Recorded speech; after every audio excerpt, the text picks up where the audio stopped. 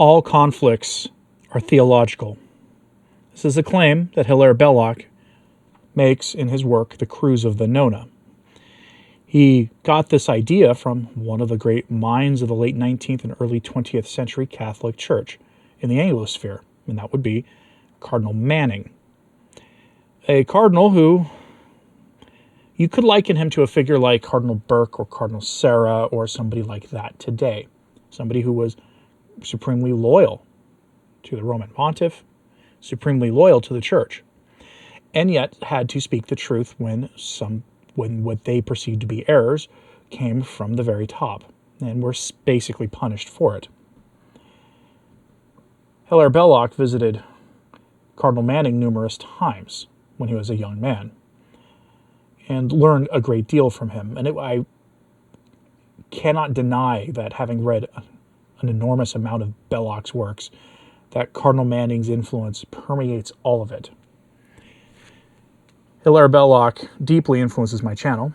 That's why his face, a stylized version of it, is the logo for this channel, as you will see in a moment. But here is Hilaire Belloc on explaining just how every conflict is theological in nature. All human conflict is ultimately theological. By Hilaire Belloc. There is another form of impressing the truth and testifying to it, and doing good by it, which is the dogmatic assertion of truth by the old and the experienced and the revered to the young. It is out of fashion. It is invaluable. I can myself testify to two such experiences which stand out supreme among many, many hundreds in my own early life. I am afraid they may seem trivial to my readers. I can only say that for myself, they were as strong as any great joy or pain could be. One was a sentence which Cardinal Manning sent to me when I was but 20 years old. The other was one which the master of my college, Dr. Jouet of Balliol, said to me when I was 22 years old. The profound thing which Cardinal Manning said to me was this: all human conflict is ultimately theological. It was my custom during my first years in London, as a very young man before I went to Oxford, to call upon the Cardinal as regularly as he would receive me. And during those brief interviews, I heard from him many things which I have had later occasion to test by the experience of human life. I was, it may be said, too young to judge things so deep as sanctity and wisdom. But on the other hand, youth has vision, especially upon elemental things. And Manning did seem to me, and still seems to me, much the greatest Englishman of his time. He was certainly the greatest of all that band, small but immense significantly, who in the Victorian period so rose above their fellows, preeminent in will and in intelligence, as not only to perceive but even to accept the faith. Not only did his powerful mind discover, but his powerful will also insisted upon all the difficult consequences of such an acceptation.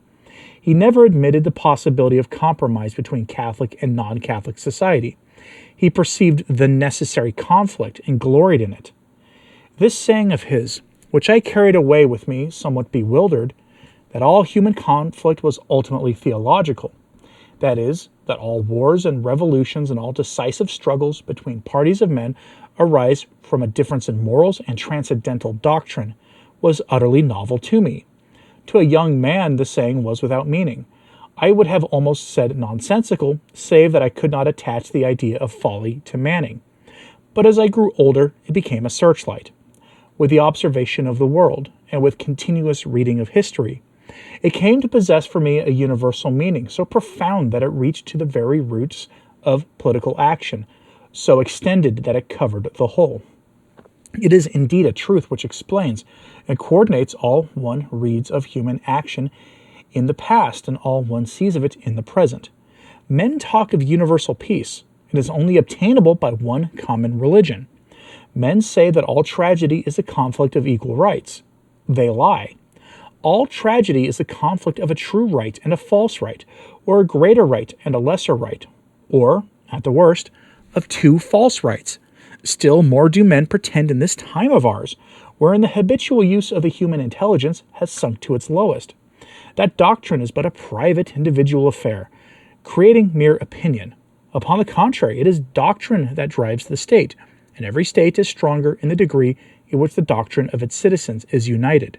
Nor have I met any man in my life, arguing for what should be among men, but took for granted as he argued that the doctrine he consciously or unconsciously accepted was or should be a similar foundation for all mankind. Hence, battle. That was an excerpt from Hilaire Belloc's underread book, The Cruise of the Nona, a book he wrote and has been quietly attempted almost to be buried by some because he says some pretty controversial things about certain well-known historical figures from, the war years, basically.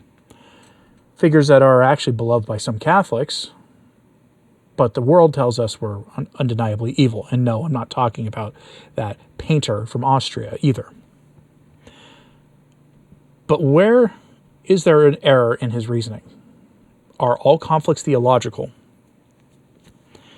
At the present time, it seems that those in at least the United States and much of the Western world are in a basic battle between those who fear God and acknowledge God and those who deny such a God even exists, or if they say they believe in God, it is with their lips but not their actions saying much more that they have in common with those who they ally with, those who deny the existence of God in its entirety. That is a theological battle. To say that there are more options in the biodiversity than just, on the one hand, being man, and on the other, female, is a theological claim. They say it's a scientific one. It is actually theological. The resistance to this ideology of the flesh we see in the world today comes from Christians, it seems to be, those who recognize the scriptural truth on how God created humankind. And the world stands in opposition to that very observation, that very teaching. A teaching that was, until basically last week, considered common sense, not something that needed to be argued.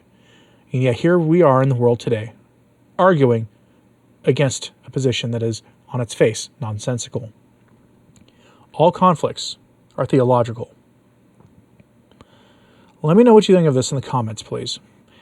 You might, if there was a patron saint of my YouTube channel, it would be Hilaire Belloc, hence why a stylized version of him is the logo for my channel. But let me know in the comments what you think of this. Hit like and subscribe if you haven't. It does help. Sharing this on social media helps too. And as always, pray for the church. I'm Anthony Stine. Ave Maria.